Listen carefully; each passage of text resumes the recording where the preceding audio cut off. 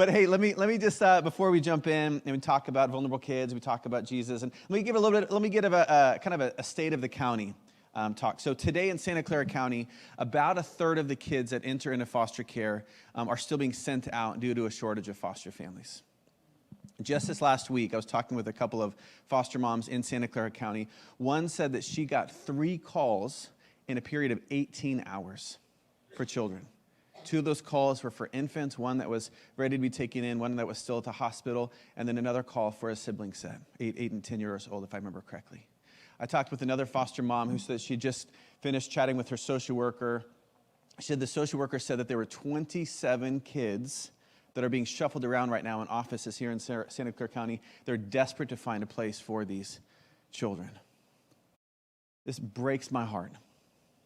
I know this breaks your heart, and of course it breaks the heart of God. And so Foster the City was started with this in mind, that we want to see churches work together to try to change that.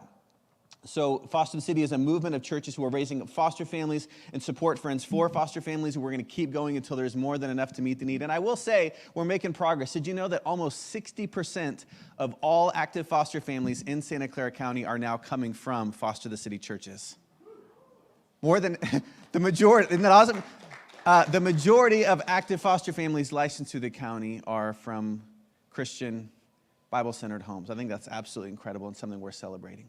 But we still have a long ways to go. Guys, we have this collective vision among our churches that one day there's going to be a waiting list of families rather than a waiting list of kids in need of a home, and it's going to be churches like NBC on the front lines of helping make that happen. But over this last decade that we've been going, man, it's been one of the great gifts of my life to see so many stories. I could tell you, we could just spend the whole morning just telling stories together of families that have turned their life upside down. I could tell you, like stories like the Brown family. The Browns were just about to become empty nesters when they adopted 5 kids under the age of 9. I can tell you stories like Anne, who in her 80s welcomed home a teenage son, welcomed home a teenage boy. Or I can tell you my friend Lindsay. We got an email from a social worker who told us about a little boy who they said this little boy has been living in the hospital for 8 months because we can't find any family that will take in this precious but terminally ill young boy. And so we helped to get the word out, and my friend Lindsay reached out and she said, Philip, I think I've been praying about it. I think that this little boy is meant to be my son. And so sure enough, she quit her job. She turned her life upside down. Her family welcomed in this little boy. And not only did this little boy end up getting to experience family and home, but ultimately this little one ended up experiencing a higher quality of life than any of the doctors or social workers thought possible. And that little boy was so deeply loved all the way until the end. I mean, we could just tell you story after story. It's been one of the great gifts of my life, watching the way families have turned their life upside down for their vulnerable children and watched churches like NBC move towards kids that matter so much to the heart of God. In fact, and this is going to sound like a humble brag, please hear my heart. I don't mean it to be this way, but I do want to give testimony to what God is doing. A few months ago, leaders from Washington, D.C. actually reached out. There are these leaders that get together a couple of times a year, and they talk about new research in child welfare and best practice and new innovation, and they've been hearing about what's happening on the West Coast. And they said, would you guys come out, and would you be willing to share with us about how are you seeing such high caliber families, such self-giving, long-suffering families? How are you seeing so many churches start getting engaged? So I got the chance to go out and share with these leaders in D.C., and I got to share about our model and our mission and our pipeline. I got to talk about the app that we created that connects foster families with their support teams. But at one point in the conversation, I said, but listen, if I can be frank, and if I could have the opportunity to just put my cards on the table, we're not seeing foster families step forward because of an app. We're not seeing foster families and churches get involved because of a pipeline. We're seeing families show radical, extravagant love to our vulnerable neighbors because at the core of who we are as followers of Jesus is the belief that we have been extravagantly, radically loved, right? We love because he first loved us. I really like the way Mr. Rogers, if I can quote him, said it. He said, we have been loved into loving. We are loved into loving. In fact, when we first launched Foster the Bay back in 2015 at my church, we spoke from 1 John 3:1. This is what 1 John 3:1 says. This is the verse that we launched from. It says, "Behold, the great love the Father has lavished on us, that we might be called children of God." And that is what we are. This was our foundation. Look at the great love that he has lavished on us. And this cup overflowing belovedness was not just the spark 10 years ago. I am more convinced than ever that rooting ourselves and abiding in the love of God is the only thing that will enable us to keep going, to become who we were meant to be, and ultimately to faithfully cross the finish line. And you might be thinking, well, that's great. That's great for Foster the City. That's great for you guys. But of course, this goes far beyond foster care, doesn't it? Give you another example I kind of saw up close and personal. Years ago, my wife Jessica, and I were living in India. I was a part of a church planting organization. This is before the Foster the City days. And when I was off doing my thing, my wife would serve at this home called Grace Home. It was a home for girls who'd been impacted by AIDS. She would do that Monday through Friday. And then on Saturday morning, she would volunteer at this place called Home of Hope. And Home of Hope was a place where it's a ministry where they would drive around the streets of Bangalore, and they would find men and women and children who were diseased and dying and alone out on the streets. And they would pick them up and they'd bring them back into their ministry facility, and they would do everything that they could to try to nurse these folks back to health. And if that wasn't possible, at the very least, they would provide them with a place where they could die with dignity. And so my wife would go on Saturday mornings, and she would volunteer at the Home of Hope, and her job was on Saturday mornings, she would bathe the women. There's a lot of things that I would like to do on a Saturday morning. What in the world would compel someone to want to spend their Saturday morning bathing the leprous and the diseased and the dying? For that matter, what would compel someone to want to live a life of radical generosity? What would compel someone to want to live a life of compassion and service to their neighbor as opposed to a life of self-preservation? What would compel someone to be willing to forgive the person that hurt them the most? What would compel someone to live with a sense of peace and stability in a world like ours right now that is so fractured and broken and divided, to live with peace and hope and faith in a cultural moment like we live in today? The answer, obviously, to all of this and to so much more is this: behold the great love of God. Look at the great love of God that he has lavished on us. We have been loved into loving. Please hear me. If you want to experience the fullness of what God has for you, what he wants to develop in you, and what he wants to do through you, it begins and ends with, look at this great love that the Father has lavished on us. We might see this better than anywhere in the life of Jesus. The gospel writers tell us that of 3 times when the Father speaks over Jesus in an audible voice. 3 times the Father speaks over Jesus in a way that those around could hear. You might remember a couple of them. So the first time Jesus is being baptized in the Jordan, he comes up out of the Jordan. And as he's coming up, do you remember what the Father says? He speaks out and says, "This is my beloved Son with whom I am well pleased." And from that identity as the beloved, Jesus launches into his public ministry. So then you fast forward a little bit, and we find Jesus on the mountain. He's transfigured in glory, right? He's standing with Peter, James, and John. He's transfigured in glory, and the Father speaks over the Son, and he says, "This is my beloved Son, with whom I am well pleased. Listen to him." Remember? And you fast forward a little bit more, and Jesus is just about at the climax of his ministry. He's just about to go to the cross. He's actually praying to the Father, and he says something to this effect. He says, "Father, would you glorify your name through me?" And then the Father responds and essentially says, "I have glorified my name through you, and I'll continue to glorify." In other words, you already have pleased me. You already have brought me so much pride and delight, and I know you're going to keep going. 3 times, the Father speaks over the Son and essentially says the same thing. I love you and I'm really proud of you. I love you and I delight in you. Isn't it interesting that the Father says essentially the same thing 3 different times? He could have said 3 different things. He had 3 tries. He could have said, this is my righteous son. This is my wise son. This is my compassionate son. He could have said 3 different things about the son, but he doesn't. He just says, I love you and I'm proud of you. I love you and I delight in you. You know, I was processing this. Please hear me. I was processing this with my spiritual director, and he said, you know, Philip, he said, the older that I get, the more convinced I am that spiritual maturity, spiritual growth as a follower of Jesus is less about how much obscure doctrine I can master. It's less about how hard I strive every single day. It's even less about how well I manage my sin. And it's more about an ever-increasing awareness of God's love for me. By the way, that's the message. I have a lot more to say, but that's really it. Okay? If we walk away with just that, I'm happy, and this is a win.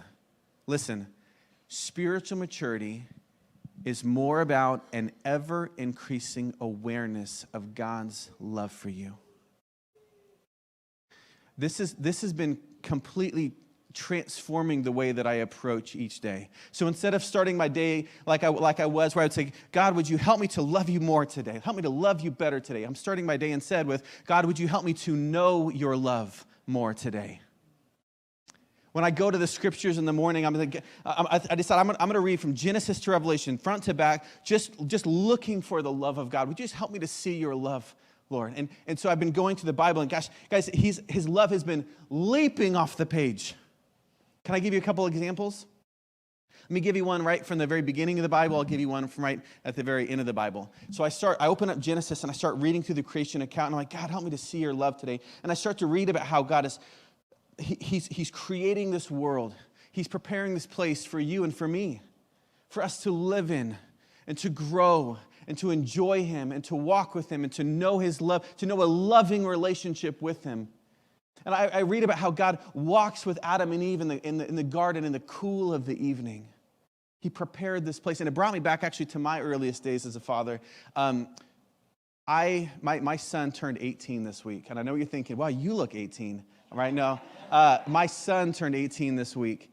And so I got we're in all of our feelings and all the reflections and all of that. But it brought me back to 18 years ago when I first became a father. And I started to think about how I prepared a place for my son. We had a room. We painted it. We put together a crib. We bought this rocking chair that we couldn't afford at the time. But that was going to be the place where my wife fed him and nurtured him and sang over him and just built this bond and built this attachment with him. We bought him stuffed animals and these books that he can enjoy. We bought this rug for the middle of the room where eventually my son Israel and I would just roll around and wrestle for hours. Right, we prepared this place. But the bottom line is every square inch of that room was set apart as a place for our son to live and to grow and ultimately to experience our love for him. And it hit me like that's exactly what God is doing in creation. This world that we live in was prepared as a place for you to live and to grow and to taste and experience His love for you. Everything is a gift. What if we went throughout our day with that in mind to understand that the sound of our children's laughter is a gift for you? This isn't in my notes here, but I probably should stay on track. But let me just say this. A couple days ago, I was driving with my kids back from a baseball game, and we were talking a little bit about some of these. We were talking about what God's been showing us lately, and I was sharing with them about just been like more and more noticing all of these just great gifts that God gives to us in His creation that I think is not meant to terminate on the gift, but was meant to point us to the giver of the gift. And I was talking about it's like I was telling the kids, it's like my windshield in my car. I can look at the windshield, or I can look through the windshield to what's on the other side. You can listen to your kids' laughter, or you can listen to what's on the other side of the laughter. You can look at the flowers as you go by, or you can look at what's on the other side of the flowers. And there's a giver who gave you that good gift because He loves you and He delights in you. The other, this is probably a couple months ago now, this is kind of at the turn of spring. I was actually on a jog, and this is like when the flowers were blooming and spring was kind of on its way, and I remember running past this bush, and there were all of these flowers blossoming, and the scent of the flowers like smacked me in the face as I was running, and I just blurted out, "I love you too." Because to me, it was a way that he was telling me, it was just what, I love you and I delight in you. This is what I wrote down.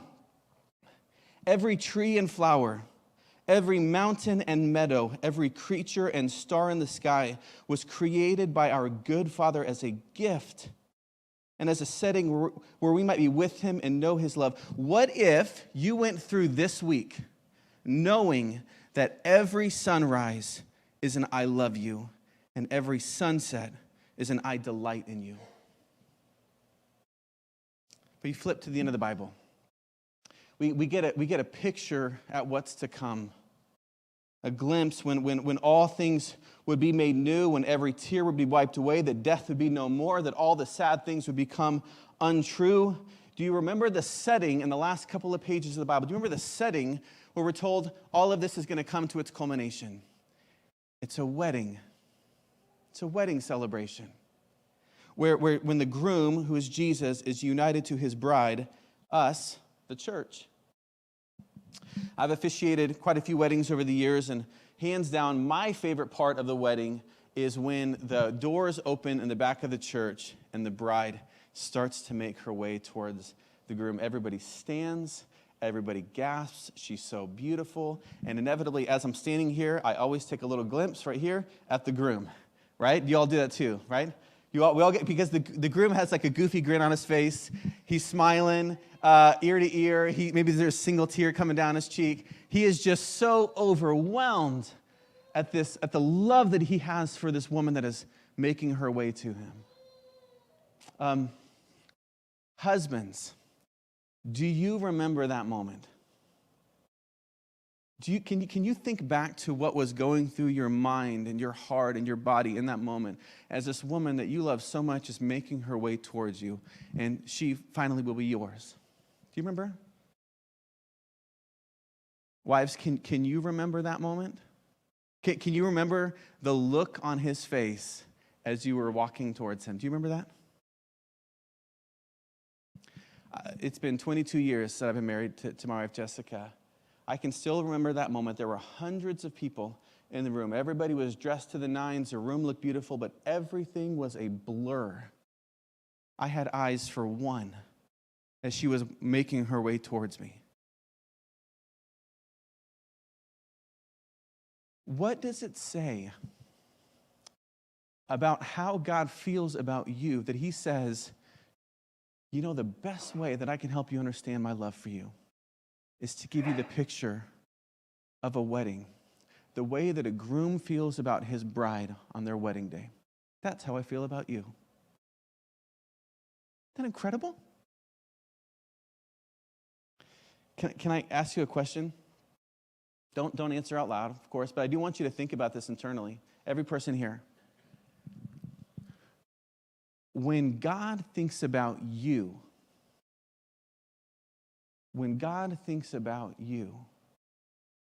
what comes to his mind? Think about that for a moment. When God thinks about you, what comes to his mind?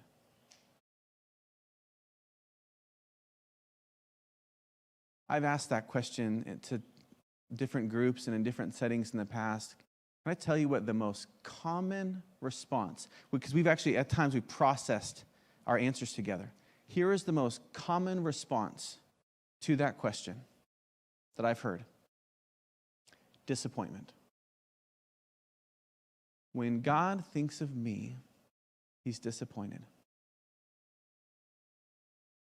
Does anybody relate with that? That was my answer for a very, very long time. I would just think, man, but look at all the mistakes that I've made. Look at all the messes that I've made. Look at all the people that I've hurt. Look at all the things that I've done and continue to do. Look at all the things that I should have done and didn't. Surely God just must be up there scowling, shaking his head, disappointed. But the more that I have been grappling with, wrestling with this stubborn, persistent, steadfast, enduring love of God, the more that I'm realizing, and I hope it's okay that I say this, the more that I'm realizing even my sin can be a catalyst to knowing the love of God. Even the darkest parts of my life can actually catapult me into an ever-increasing awareness of God's love for me. Can I give you an example? I think of it like this. So my family and I, we had a house fire a few years ago. One of my kids took ash from our fireplace, put it into the garbage can outside, which is a big no-no. He didn't realize there were still hot embers in the ash. So within a matter of time, the trash can outside went up like a torch. By the time my wife saw it, the flames were already making their way into our garage. I was out running errands at the time. She calls me screaming, and she said, Philip, our house is on fire. She said it a lot more. There's a lot more emphasis than that. Sure enough, I race home. There's 4 fire trucks outside our house. It took us 10 months until we could move back home. The day after the fire, we are walking through, my family and I went to the house to go kind of look over the destruction and the damage. We walked through the house, and one of my sons came up to me, and he said, Dad, it was me. Dad, I was the one that put the ash in the garbage can. I couldn't wrap my arms around my son fast enough. Because I needed him to know in that moment of confession, I needed him to know that nothing had changed about my love for him. Nothing. And in fact, when I think about my son, and when he thinks about decades to come from now, and when he looks back at his relationship with his father, my guess is maybe he thinks a little bit about, some of the I love yous when I dropped him off at school. Maybe he thinks about the high fives after, a good basketball game. But my guess is that when he thinks about his relationship with me, perhaps it's when we were standing together in the destruction, standing together in the mess, when he got to experience maybe the most potent expression and most potent experience of my love. So maybe it's the same with you. Maybe it's when we sit with God in our mess, in our garbage, and we say, God, I'm sorry. And he wraps you up in his love. Maybe that's the moment where you get to experience the most potent, vibrant experience of his love. Pete Greig, he's the founder of the 24/7 prayer movement. He said this. He said, the most important discovery that you will ever make is the love the Father has for you. Your power in prayer will flow from the certainty that the one who made you, get this, likes you. He's not scowling at you. He's on your side. And unless our mission and our acts of mercy, our intercession, petition, confession, spiritual warfare begin and end in the knowledge of the Father's love, we will act and pray out of desperation, determination, and duty instead of revelation, expectation, and joy. Now, it might be tempting to say, dude, this is really basic. God loves me. Got it. I've been singing that. Jesus loves me. I've been singing that since I've been a kid. I've memorized John 3:16, for God so loved the world. Got it. Let's move on. This is milk. Give me some meat. Here's the deal. We were never meant to graduate from this. We were never meant to move on from this. Jesus actually says that. He says, as the Father has loved me, so have I loved you. Then what does he say? Abide in my love. Abide means to remain there. It doesn't mean you go visit it every once in a while. It's not a checkbox and then you move on. That literally means make it your home. That's where you live. You and I were meant to spend the rest of our lives learning just how wide and long and high and deep is the love of Christ. That's what Paul says in Ephesians 3. He says, I pray that you, being rooted and established in love, may have power together with all the Lord's holy people to grasp how wide and long and high and deep is the love of Christ, and to know this love that surpasses all knowledge, that you may be filled to the measure of all the fullness of God. Don't let that last little line escape. If you want to, I'm guessing this is true for most of us. You want to be filled to the measure of all the fullness of God. You want to be complete in Christ. You want everything that God has for you. You want to become the person that He desires you to be. You want to do the things that He wants to do through you. You want to become complete in Christ. How does that happen? Paul just says it. We have to know a love that surpasses knowledge, to grasp how wide and long and high and deep is His love for you. What do you think Paul meant by that, by the way? Tim Keller asked that question in a sermon on Ephesians 3, and I've been thinking about it since. What do you think he meant, wide, long, high, deep love of Jesus? He surely had something in mind when he gave those descriptors. We can't get into the mind of Paul. Can we guess, though? Maybe? What do you think he meant by the wide love of Jesus? Maybe what Paul is thinking about is Revelation 7, John describing the throne room of God. When he's talking about a multitude of people from all nations and tribes and languages and colors and class and background, all standing together side by side, worshiping the Lamb on the throne, standing together with these pristine white robes, like every stain cleansed, every conceivable mistake forgiven, standing shoulder to shoulder, worshiping the Lamb who sits on the throne. Maybe that's what he's talking about, the wide love of Jesus. And maybe the more that we understand the wide love of Jesus, the less likely we are to show prejudice towards somebody who looks or acts differently than us. Maybe the less likely we are to condemn somebody or to think that anybody is outside of the reach of Jesus. What about the deep love of Jesus? Maybe Paul was thinking about the descent of Jesus. Maybe he was thinking about what he wrote in Philippians 2, that Jesus, though he was in very nature God, did not consider equality with God something to be held on to, but was willing to make himself a servant, being made in human likeness. Right? Remember, Jesus' death was not the death of a martyr. Jesus came to drain the cup of wrath that belonged to you and me. The highest of highs descends to the depths of hell so you and I can ascend to the heights of heaven. And maybe the more that we understand the depth, the deep love of Jesus, the more that we too will live with humility and service and compassion. Sister Teresa Noble said it like this. She said, the more that we too will eagerly descend. What about the long love of Jesus, the length? Maybe Paul is thinking about the perseverance of Jesus. That Jesus is the shepherd who leaves the 99 to pursue the one. That Jesus, that though we are, and I'm speaking for myself, that though I am so prone to wander, so prone to leave the God that I love, I'm so prone to run, that He is the hound of heaven. He's on our heels. There is no distance He would not travel, no mountain He would not climb, no wall He would not kick down to get back to the ones that He loves. And maybe the more that we understand the long love of Jesus, the perseverance of His love, the more hope and the security that you and I will know. What about the height of His love? This one's almost beyond description. Here's what I can say, though. Jesus doesn't just want you to experience a fraction of His love. This isn't Costco samples, okay? This is not a little taste.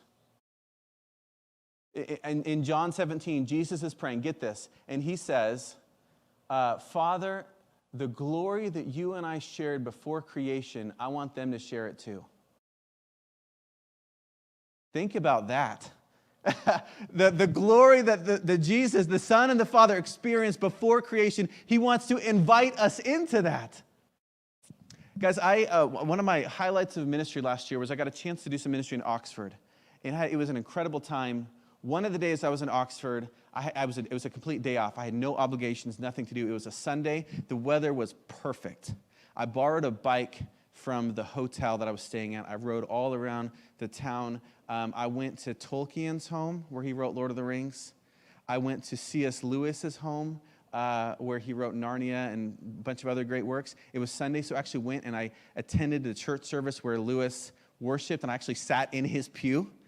And then I spent the afternoon reading this great book in this gorgeous English meadow. For my personality, the things that I like, it was about a perfect day.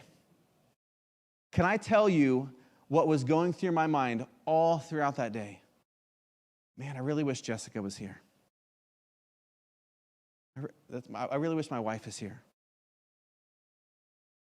Not because I was lonely. I wasn't lonely. Not because the day was lacking anything. Again, the day was just about perfect. It's just that when you love someone, you want to share your joy with them. Guys, God is not lonely. He is not lacking anything apart from us. But because he loves us, wonder of wonders, he wants to share his joys with us. No eye has seen, no ear has heard, no mind has imagined the things that God has prepared for those who love him. The degree to which we know and savor God's love for us is the degree to which we will live with joy and hope and wonder and perseverance and compassion and without fear or shame or worry or pride. Francis Chan wrote a great book around this last year called Beloved. The premise of the book is that Francis just had this growing awareness in his own life that everything in his Christian life, his pursuit of holiness, his compassion for the vulnerable, everything needs to emanate from his identity as beloved.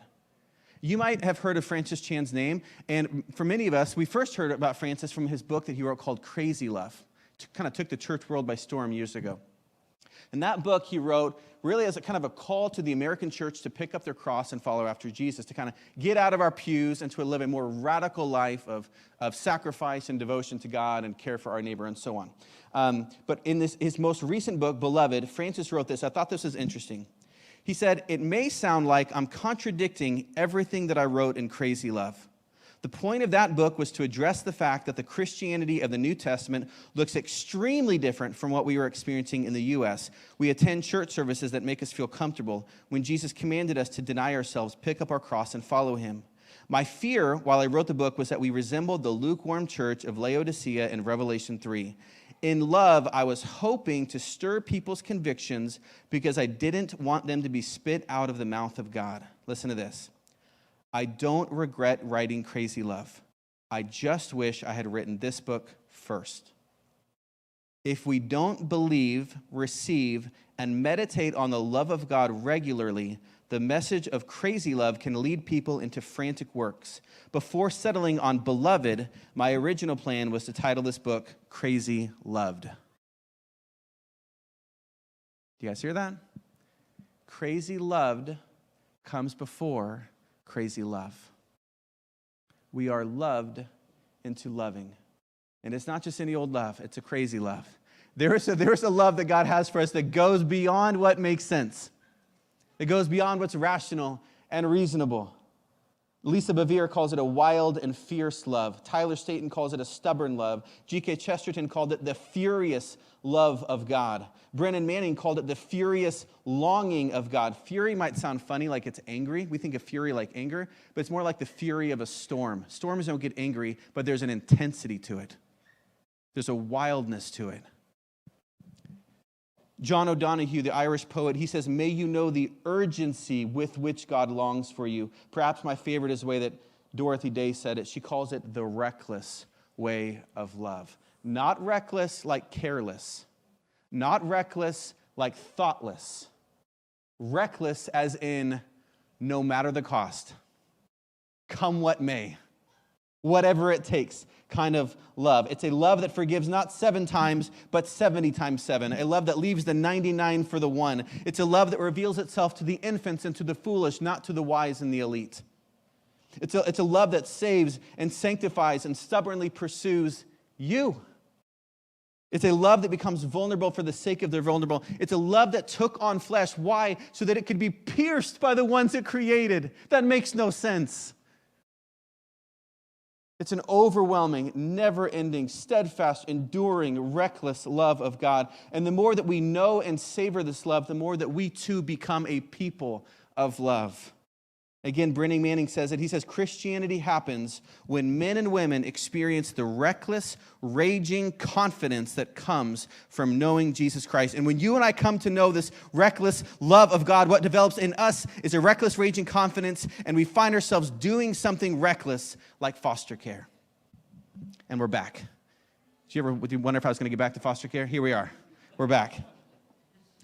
Guys, it's reckless to foster. It's reckless to voluntarily open your home to dysfunction. That's a reckless thing to do.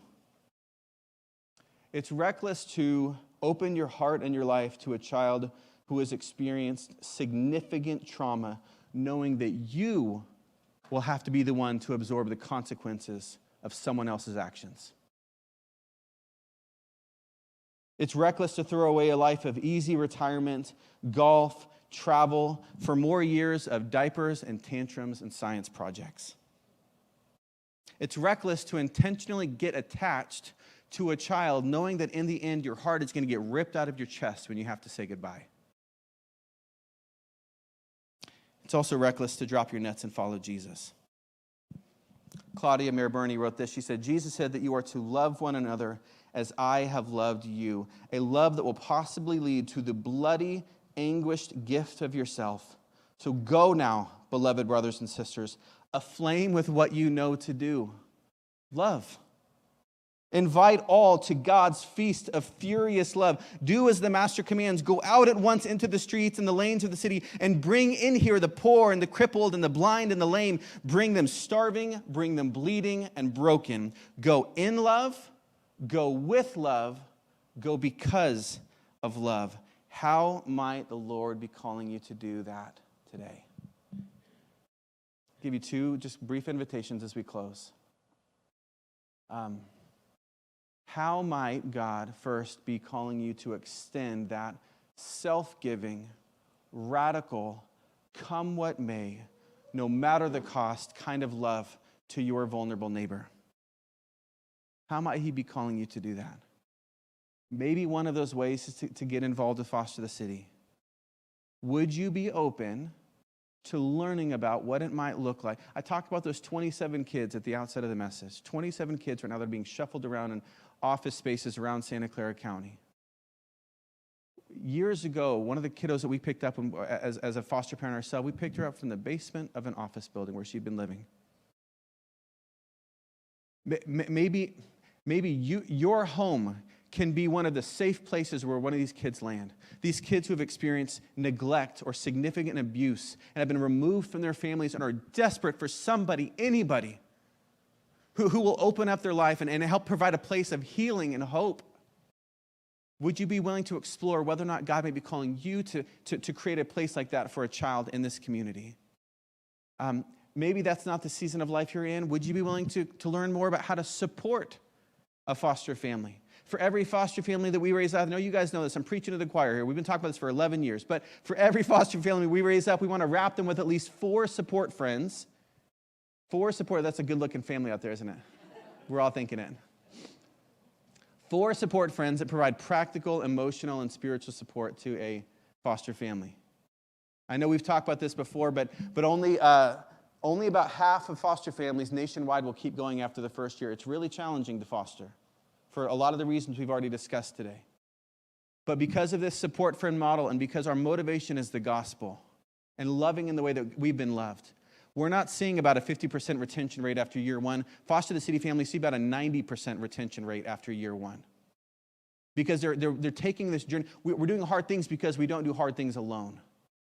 Right? We have people that are showing up and they're bringing meals and they're babysitting and they're offering rides and they're praying for them and they're encouraging them.